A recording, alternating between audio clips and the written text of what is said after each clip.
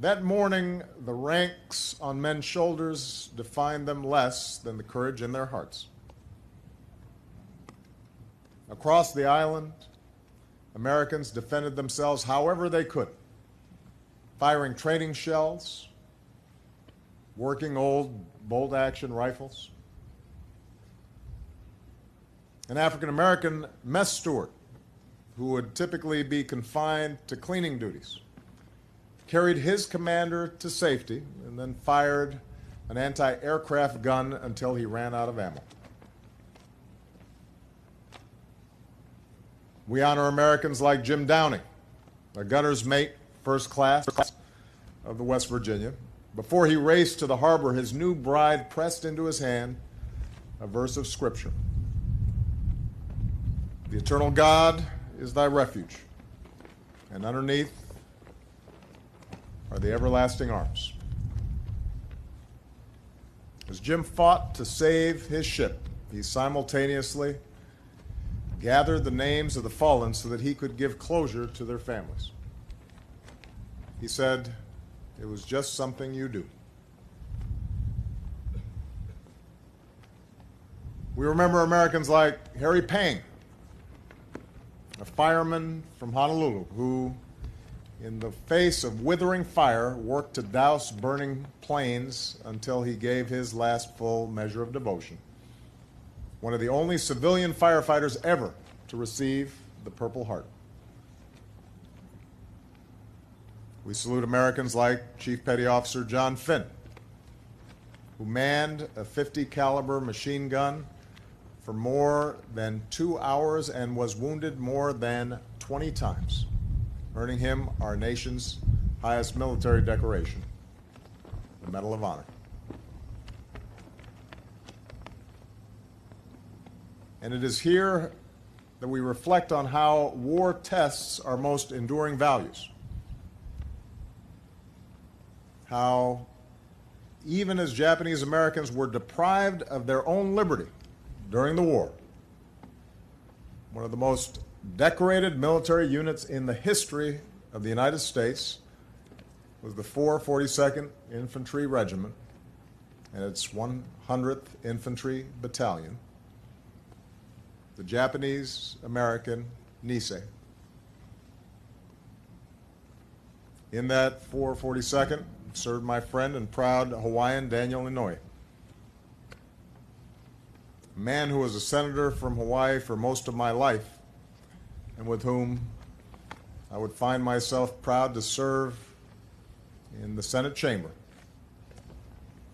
A man who was not only the recipient of the Medal of Honor and the Presidential Medal of Freedom, but was one of the most distinguished statesmen of his generation as well.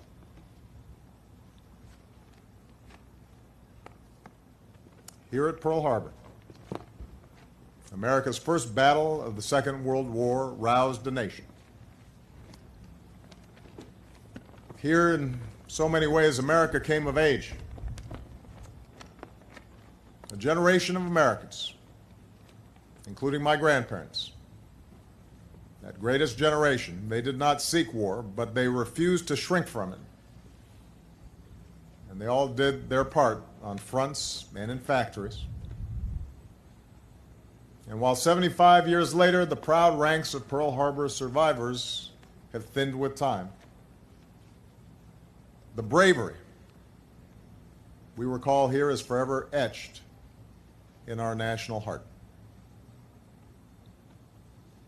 I would ask all our Pearl Harbor and World War II veterans who are able to please stand or raise your hands, because a grateful nation thanks you.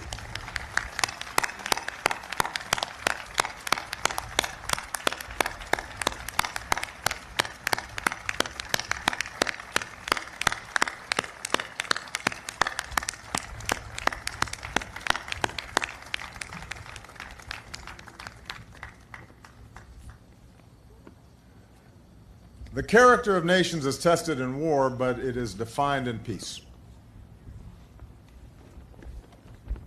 After one of the most horrific chapters in human history, one that took not tens of thousands, but tens of millions of lives. With ferocious fighting across this ocean, the United States and Japan chose friendship, and they chose peace. Over the decades, our alliance has made both of our nations more successful. It has helped underwrite an international order that has prevented another world war and that has lifted more than 1 billion people out of extreme poverty. Today, the alliance between the United States and Japan, bound not only by shared interests but also rooted in common values, stands as the cornerstone of peace and stability in the Asia-Pacific and a force for progress around the globe. Our alliance has never been stronger. In good times and in bad, we are there for each other. Recall 5 years ago, when a wall of water bore down on Japan and reactors in Fukushima melted. America's men and women in uniform were there to help our Japanese friends. Across the globe, the United States and Japan worked shoulder to shoulder to strengthen the security of the Asia-Pacific and the world, turning back piracy, combating disease, slowing the spread of nuclear weapons, keeping the peace in war-torn lands.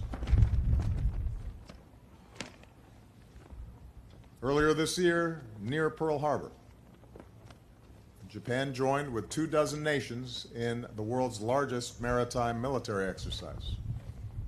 And that included our forces from U.S. Pacific Command, led by Admiral Harry Harris, the son of an American naval officer and a Japanese mother. Harry was born in Yokosuka, but you wouldn't know it from his Tennessee twang. Thank you, Harry, for your outstanding leadership.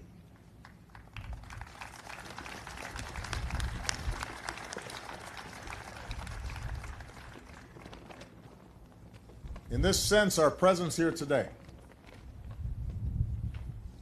the connections not just between our governments, but between our people, the presence of Prime Minister Abe here today, remind us of what is possible between nations and between peoples.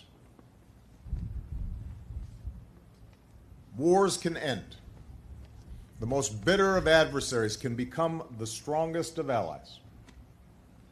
The fruits of peace always outweigh the plunder of war. This is the enduring truth of this hallowed harbor. It is here that we remember that even when hatred burns hottest, even when the tug of tribalism is at its most primal, we must resist the urge to turn inward. We must resist the urge to demonize those who are different. The sacrifice made here, the anguish of war,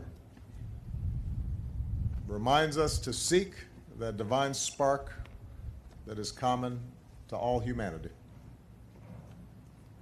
It insists that we strive to be what our Japanese friends called otagai no tameni, with and for each other. That's the lesson of Captain William Callahan of the Missouri. Even after an attack on his ship, he ordered that the Japanese pilot be laid to rest with military honors, wrapped in a Japanese flag sewn by American sailors. It's the lesson in turn of the Japanese pilot who, years later, returned to this harbor, befriended an old Marine bugler, and asked him to play taps and lay 2 roses at this memorial every month, one for America's fallen and one